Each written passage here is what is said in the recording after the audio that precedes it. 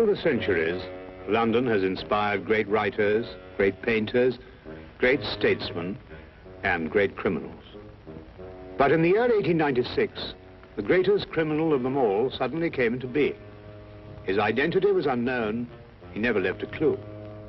And all London waited breathlessly as he struck again and again with sheer audacity and terrifying brilliance.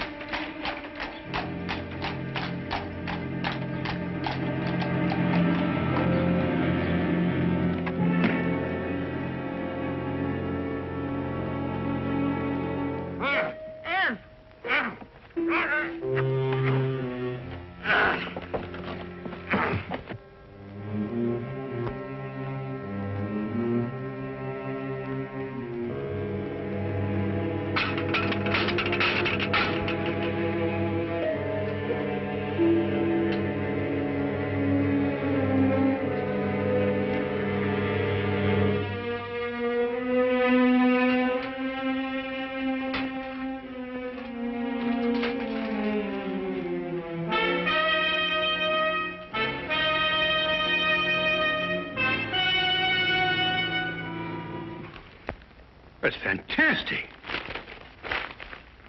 Absolutely fantastic. Huh? Well, first the gold seal from Edinburgh Castle, and then naval secrets from the Admiralty, and now Queen Elizabeth's jewels. What in thunder is Scotland Yard doing? Dunno. Well, it makes chills run up and down my spine. There's no clue to any of the thefts.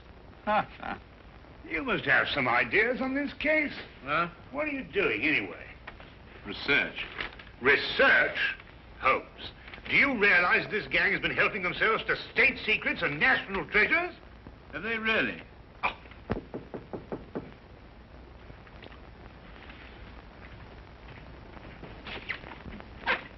Oh, hello, Inspector. Come on in.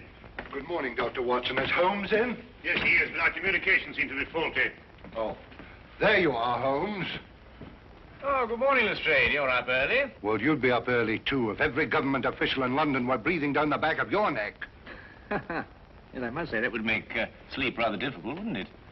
Holmes, I'll come straight to the point. I need your help. Indeed? It's these extraordinary thefts. Government stuff, you know. This man and his gang have evaded every trap we've set for them, and the commissioner's demanding results. I gather that your position is somewhat precarious and you wish to secure it, eh? Well, all right, Holmes. You can put it that way if you wish. Well, Lestrade, you know, there's only one thing for you to do.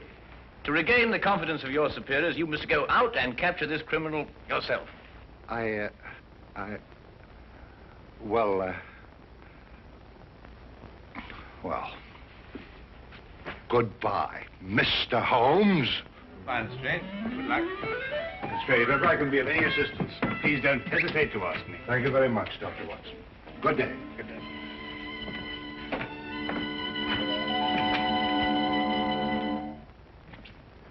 How could you do that to him? He did everything but beg you to help him.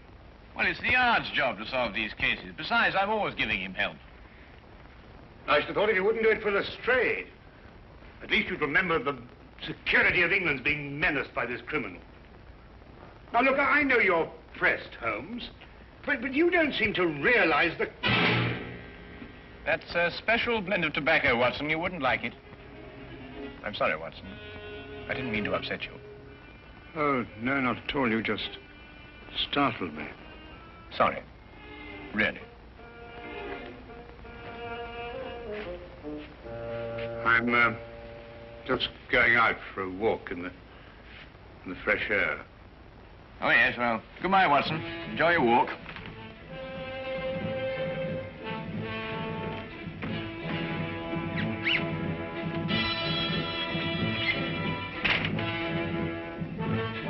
Certainly, Holmes's erratic behavior was enough to set my nerves on edge.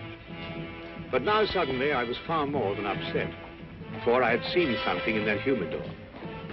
At least, I thought I'd seen something. Perhaps it was my imagination, my nerves. But I could have sworn that mixed with the tobacco in the humidor was a diamond necklace.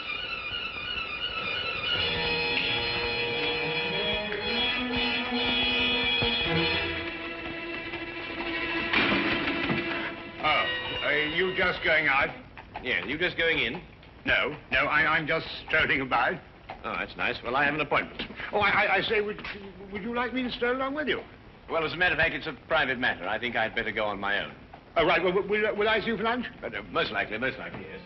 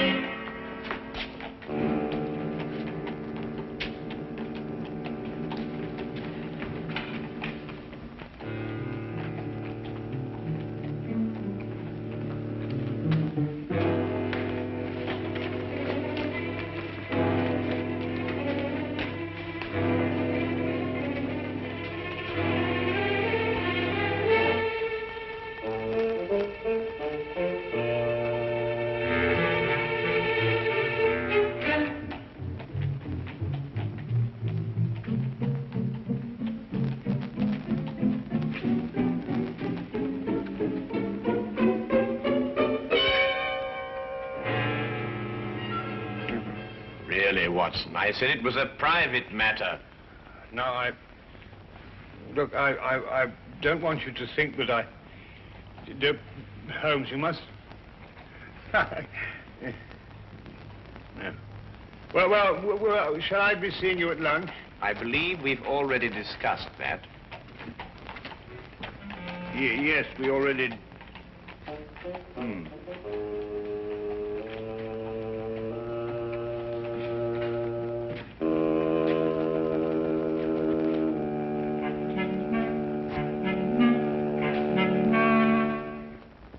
When Holmes returned, he was kind enough to let the morning affair be forgotten, or apparently forgotten. Thank you, Watson. And I hope you won't mind if I take my cup over to the desk. I have a few things to look over. No, of course, my dear chap, do, please. His only reference to it was his remark about another private appointment that afternoon. I felt he gave a bit of undue emphasis on the word private. As for me, as terrible as the morning experience had been, it actually stressed the importance of continuing my investigation. One other thing was also made quite clear. I realized that if one were to match wits with Sherlock Holmes, one could not employ ordinary methods.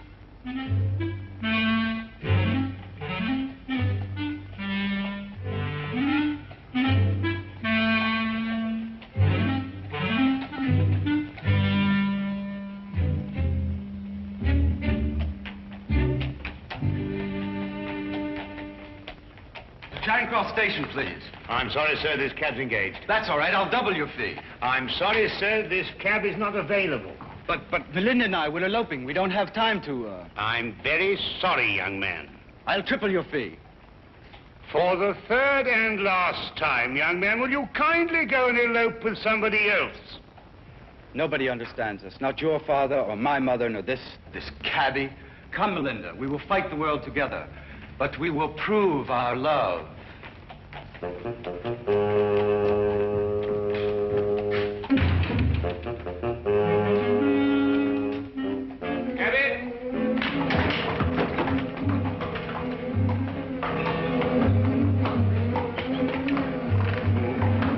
Number 860.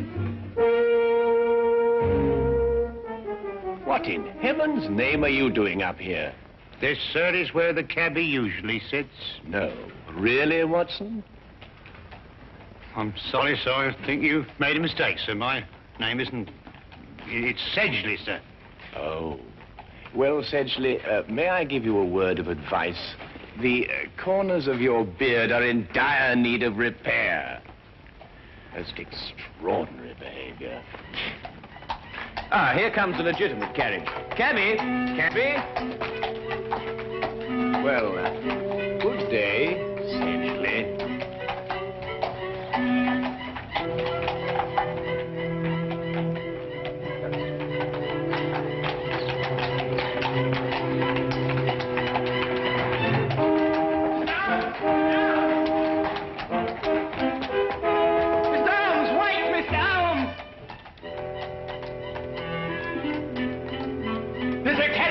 Chubby? Yes, sir, yes. Good. I'd 16 Bleak Street and get a move on. I gotta catch that gent what just took off. Get in, sir. 816 Bleak Street. Right you are, sir. Right.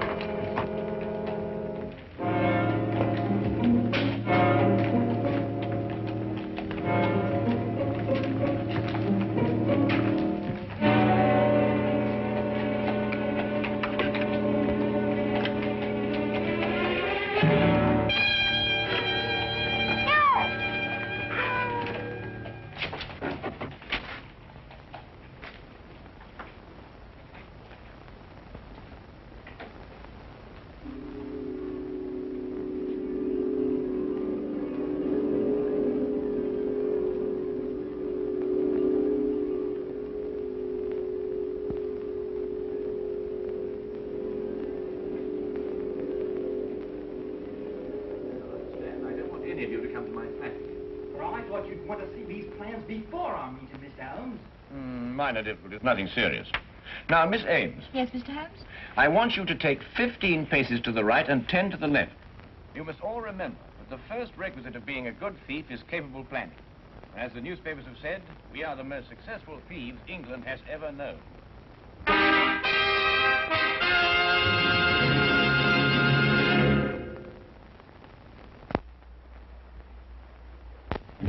And now, we return to the case of the neurotic detective. Repressed hostilities against society. I don't think Holmes will allow any probing. Not willingly, anyway. If only you could meet him ostensibly on a non-professional basis. If I could say you were a friend of mine. Excellent suggestion. Now, why don't you come to dinner? I could say we were friends from my student days. What are you having for dinner? Oh, well, never mind. Yes, I should be delighted. Right then, fine. I'll expect you at 7 o'clock at my flat, which is 221B Baker Street. I shall be prompt. I hope something can be done. Mr. Holmes's problem is really a very simple one. With skilled fingers, I shall mold him as one does a piece of clay. Good night. Good night.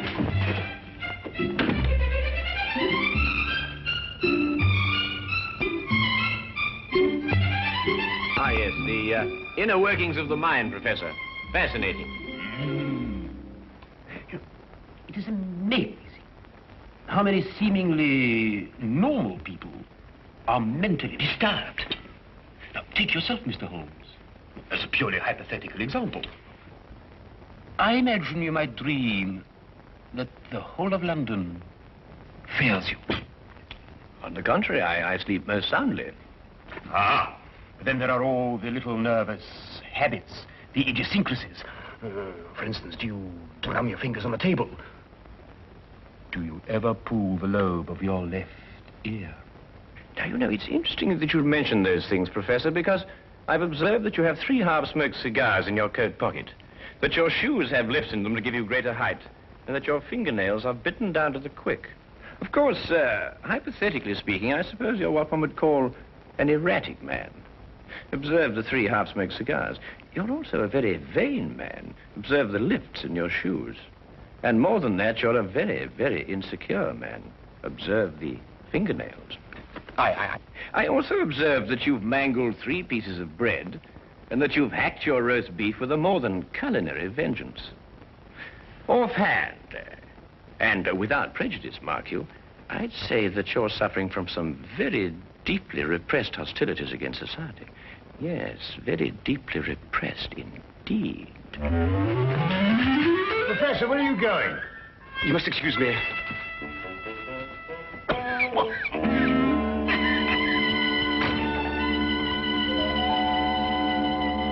Extraordinary friends you have, Watson. Yes, indeed.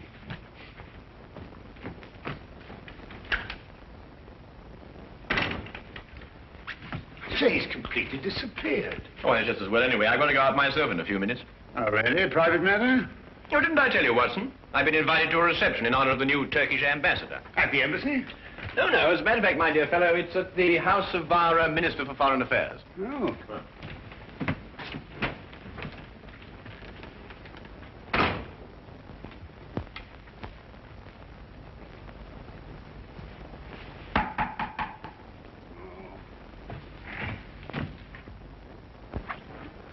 Good evening, Dr. Watson. Is Holmes in? I want to ask him a few questions. I'm so glad you came, Lestrade. You're the one man I wanted to see. Now, sit down, will you? Sit down. What's the matter?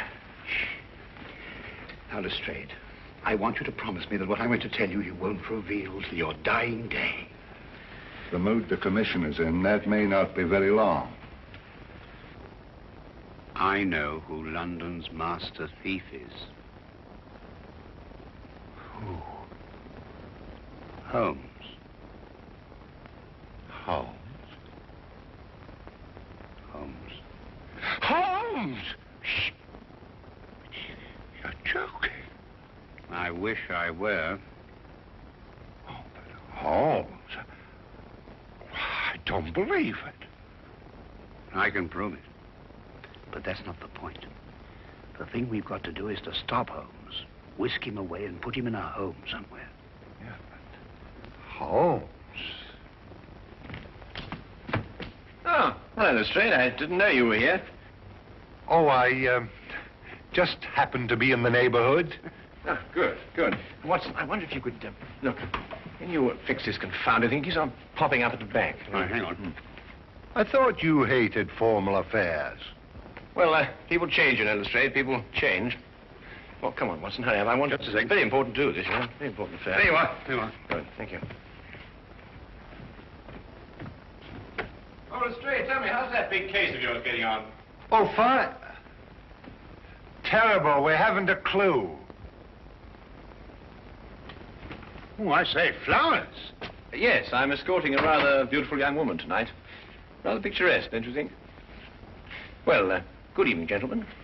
Well, enjoy yourself. Good night. Thank you, Watson. Thank you, Lestrade.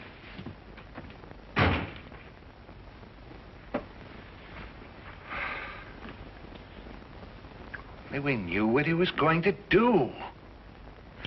Let's look at this as Holmes would have... Well, I mean, when he was normal. You know, those formal clothes are very odd. Well, he was invited to a reception at the house of the Minister of Foreign Affairs. Big diplomatic thing. Yes, but ordinarily stay miles away from a thing like that.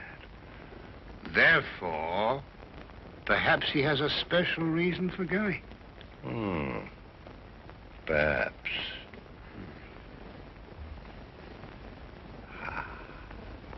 Yeah?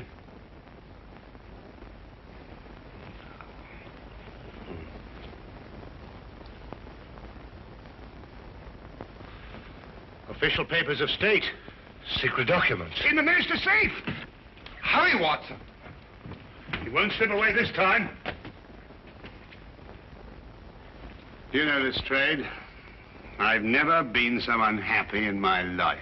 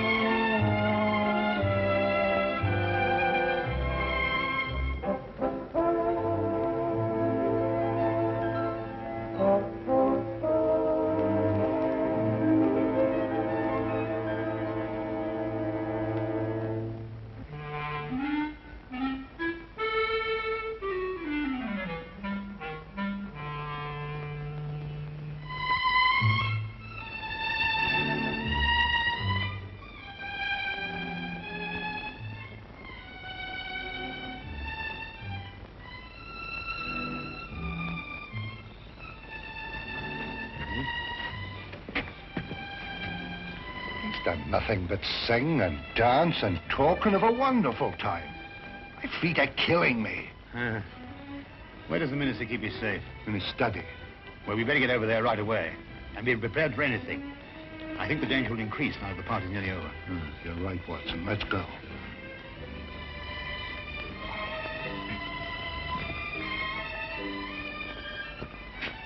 Ah, Wilkins. I didn't see Mr. Holmes anywhere, sir. But his young lady left in a carriage, all by herself, sir. Yeah, no time to lose. Dr. Watson. Yeah? I want you to hide behind this curtain here. And, Wilkins, what's in here? It's a cupboard.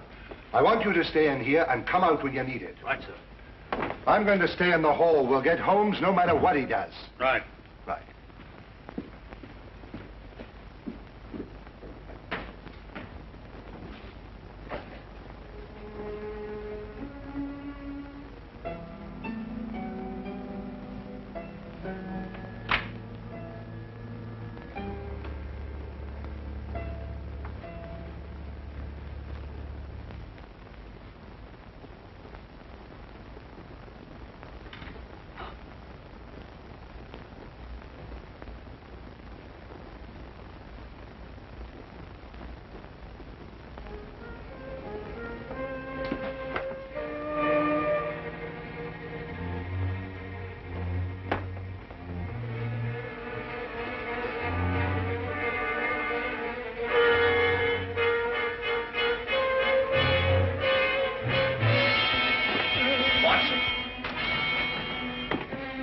Found this chap sneaking around outside, Mr. Holmes. Good work, Toby. Now, look, Holmes, you don't know what you're doing. You're not well. You'll never get away with this, Holmes. I already have. Oh, Toby, would you be good enough to ask the commissioner to come in here, please? The commissioner? Of Scotland Yard? Well, naturally. Now, look, Holmes, I'll take you away to France or Switzerland and Spain. I mean, you'll have a nice long rest.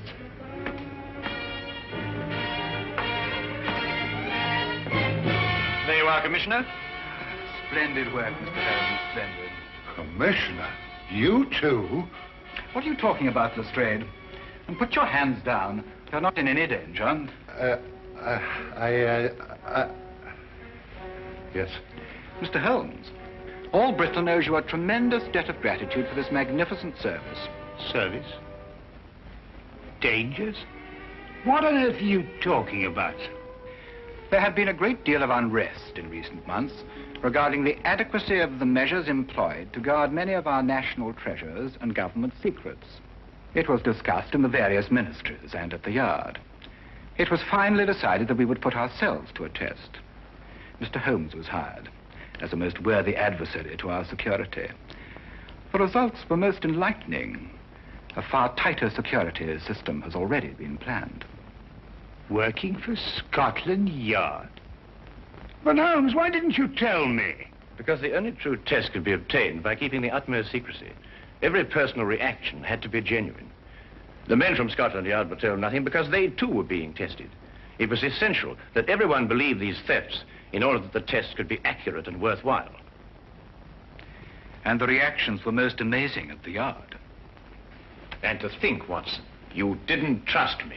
Oh, I say, look here, Holmes. No, Holmes, really, you've got to listen to me, please. I mean, get my point of view. I mean, for all I knew, the whole British Empire was at stake. Well, yes, you have a point there. Come along, Sedgley. Oh, really, Holmes? Sedgley?